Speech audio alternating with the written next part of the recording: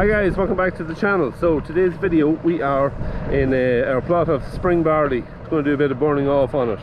It's a bit windy, so I'll just give you a quick look at the barley itself, and I can do a bit more talking in the tractor where it might be a bit quieter. So yeah, why are we burning it off? I'll show you that first.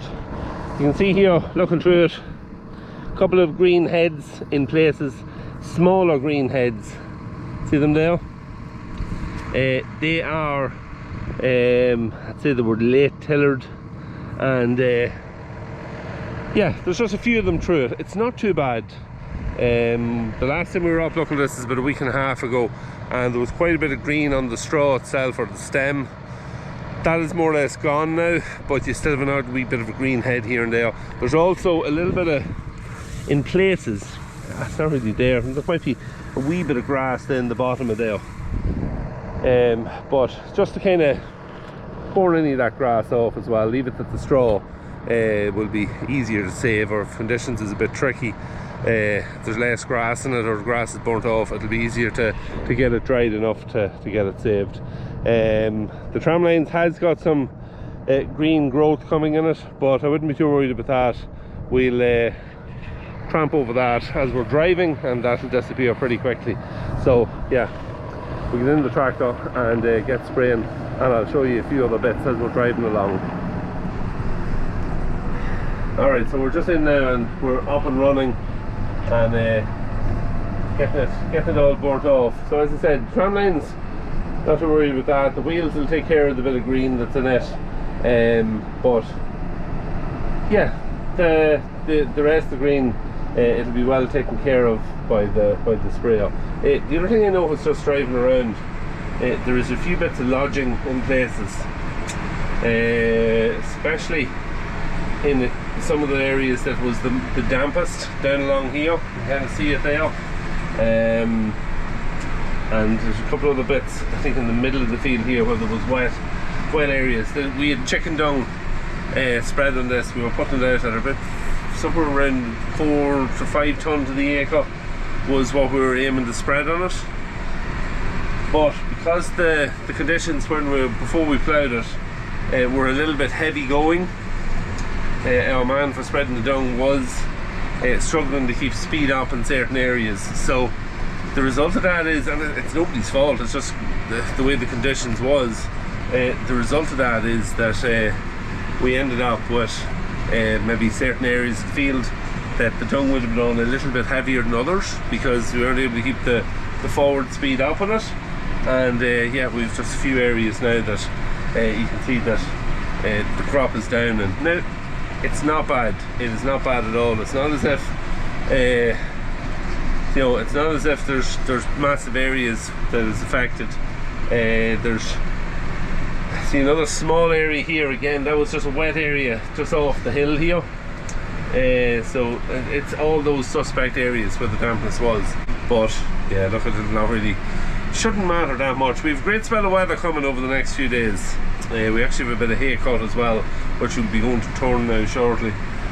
But yeah, we've great spell of weather. It's to be 23 or 4 degrees now for a few days, so that will also help to especially when it been burnt off, that will also help to dry out and to take any of those green bits out of it.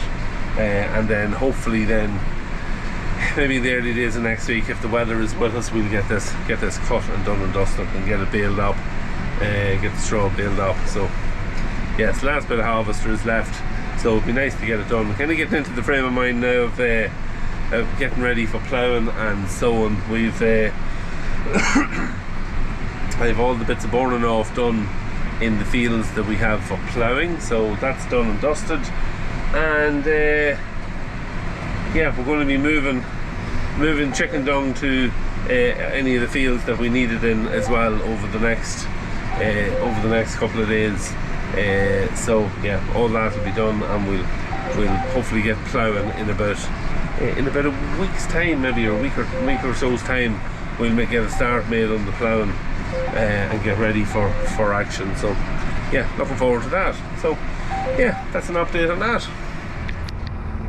So we are at hay in September. I know it's late, but We kind of always plan to have a little bit of later hay, not this late. We'd rather have it that we were cutting it sometime in early August. But yeah, this here plot of land, there's 20 acres on it. It was slurried late. It was probably slurried, would have been early May, fertilised then as well. And the aim is to have it ready for around middle to end of July, around that time, so that if you get a spell of weather that time, then you can cut it. And the other hay, we'd have it ready earliest, just not to have all the hay ready at the one time. So yeah, that happened. It was ready, the weather wasn't. We didn't get the weather, so we've been waiting for a spell of weather to come, and it did come. It was mowed down last weekend. It was turned, I think, twice. The weather then wasn't looking great. Initially the weather was supposed to be good all last week, or all, well, this week gone. That changed. We didn't turn it on Monday because it looked like there was rain on Tuesday, or some bit of rain on Tuesday. We got very little rain on Tuesday. Basically had a couple of light showers, hardly wet the yard. So great, we were happy enough for that. Forecast was showing better for later in the week. Then on Wednesday we weren't forecast to have very much rain. Chance of a shower. There was 2 thunder showers on Wednesday evening, Wednesday afternoon, Wednesday evening. So then wondering, is this weather going to be right at all? Are we going to end up having to wrap this? But Thursday was a good day, cloudy but breezy. Friday was 24 degrees here with an unbelievable wind. The drying on Friday was just savage. And then today, Saturday, it's basically the same again. It's 21 or 2 degrees, but again, great breeze and great drying, and we have hay here ready for baling. Just in the middle of turning it here at the minute, but other than the headlands, I probably would have got away with just turning the headlands and then roll this up in a couple of hours time. Yeah, so the main vein of land we still have to bale. There was 3 small fields at the front, and there's one field with about 4 acres at the back of that little, there's a bit of scrub area here, but at the back of that there's a field with about 4 acres on it. It was fit. We rode it up yesterday and baled it, and baled the 3, well, there's 4 little fields at the front of it, and there was like 70 bales on all of that, so we got that done already. So it's the main vein of land. We have some square bales to make. We're going to make them here in this back part of it, and we'll round bale then the rest down the front. So yeah, that's what we're doing today. So I have a wee bit of turning still to do. I'll get that finished off, and we'll be rowing in then. Some unbelievable views from here. You can see right from Dundalk Bay over here, and leads right across. You can see some of the Cooley Mountains, the Mourne Mountains, and that mountain range right the whole way over to yeah, right over into the north, then over on the left hand side. So great views up here, and it's a nice place to be making hay, just with the views, and when you have some good weather to go along with it. So that's it.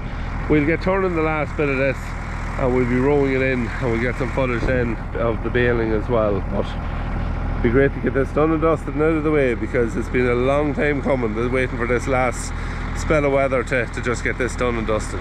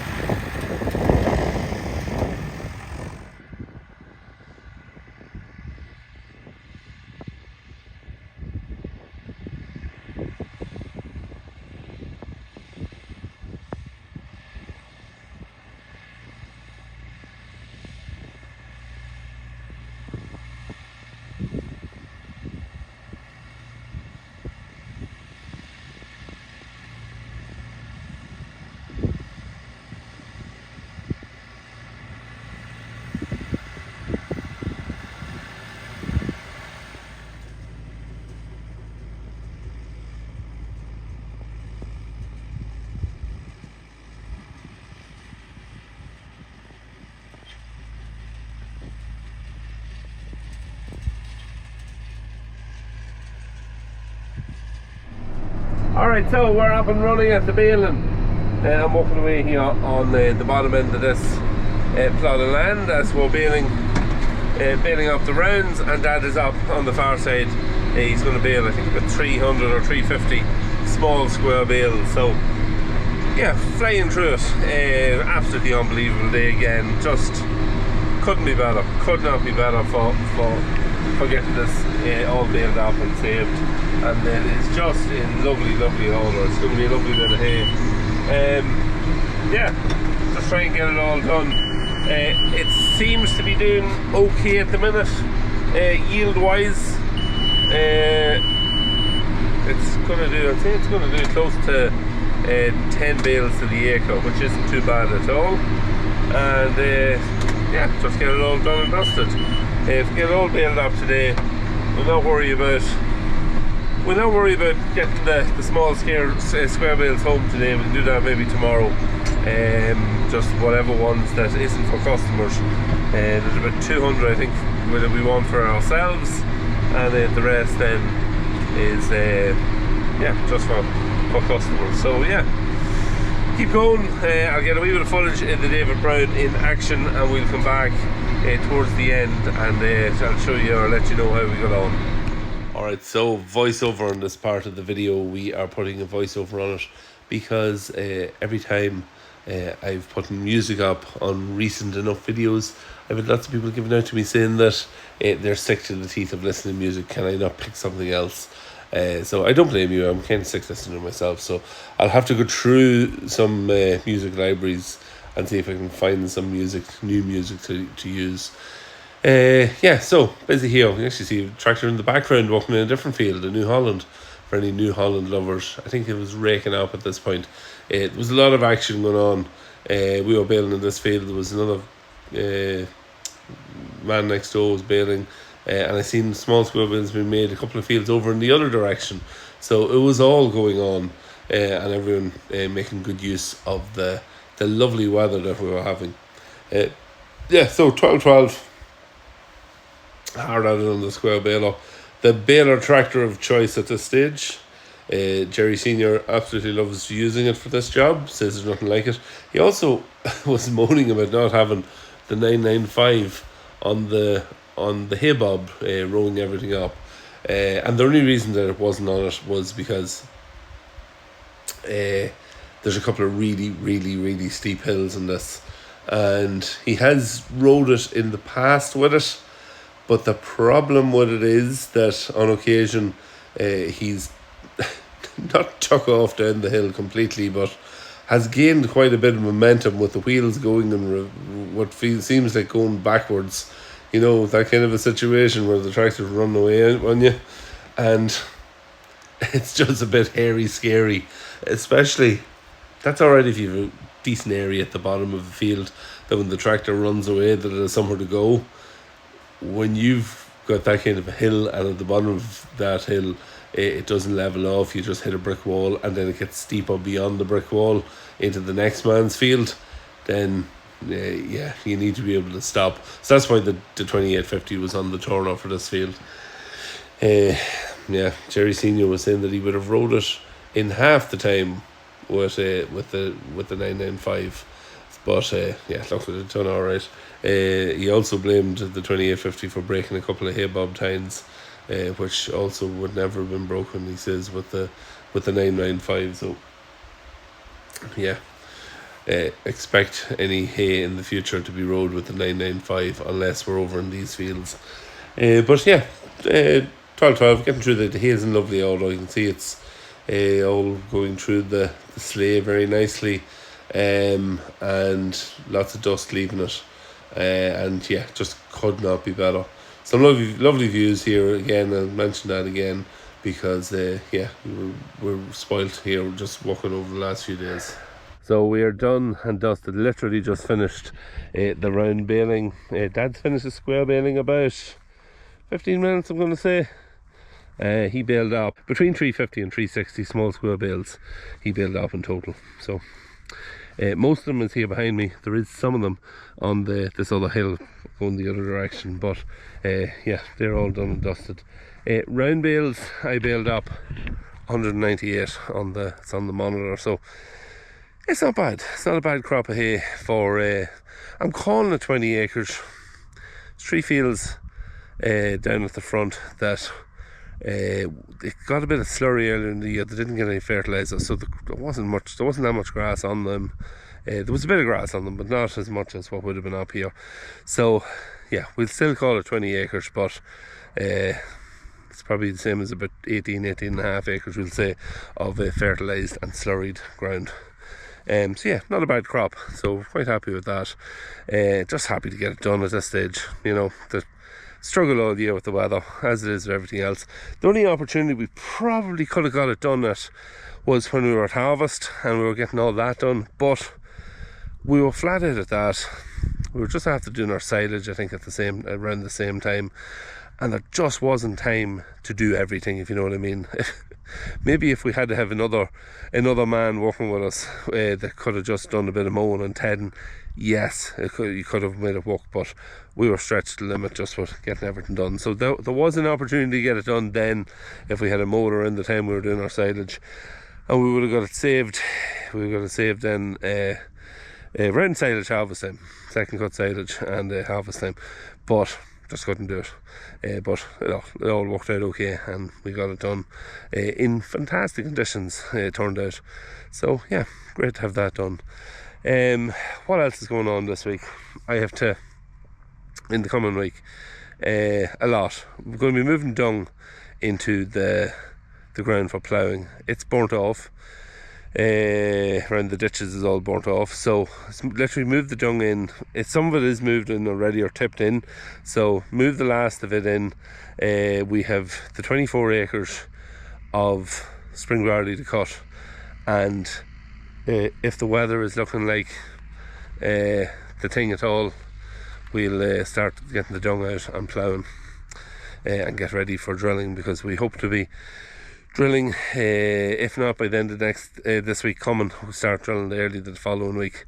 By just after the middle of the month, we're going to start drilling, because some of that heavier ground that we have to get in, if the ground is in good condition and workable condition, we're going to put it in. So yeah, that's the plan with that. You can see our little light is still working. Put this in back when we got the baler. I don't know if I mentioned it before, maybe I did, but I put a little light in there, just a hella light I bought on Amazon, just an LED light. Mounted in there, wired it into there's a cable that comes on it, obviously it's pre-wired, the cable, and you just have to wire it into wherever you want to get their power from. We got the power from the side lights. There's lights, the power comes in here and splits off to go to the lights on the rear, and it also goes to there's 2 wee lights here. See, it's not working actually. It did work, but it has stopped working recently enough.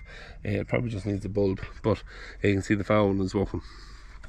So it's wired into the side lights. When you put the side lights on, it lights up in there, and it does help. Gives you a bit of light in there to see the net, see what's happening with it. Is it cutting it? Is it not cutting it? Is there an issue? Is there any issues? Is there no issues? You know yourself, the usual. But it works well and has worked well. Now look at, in really, really bright conditions, you just won't see it. You know, you still have to maybe open the lid though to see it, or hope for the best, but 99% of the time it's a great help, and it shows you a bit of light in there. So anyone who's a baler and is having issues like that, buy a little LED light off Amazon or wherever you get your LED lights, and stick it in there, because it is a great job. So that's it. Hay 2024 finished 6/9/30. Worked well. Just put it on it. The sprayer was on the 215. I could have done with the 215 to be honest, especially in the hill at the back, the really steep hill. 6/9 was just slowly going up it, whereas I baled it last year, I think the year before, with the 215, and that extra power just sailed up it, and it shaved, I'd say, 15 minutes, 20 minutes off baling the field at the back. So yeah, kind of would have liked to have it for that, but 6/9/30 done the job rightly. So yeah, that's it for today's video. Next week's video, as I say, hopefully maybe getting our harvest done, weather dependent. The last of the harvest, the spring barley, moving dung, and we'll see what else is going on. So until then, make sure, if you haven't already, hit the sub button, leave a like in the video, subscribe to the channel, leave a like in the video if you enjoyed the video, and comment down below if you have any questions or anything like that. I haven't done many videos in the last few weeks, so I'm a bit rusty at that. Anyway, until the next video, see you then.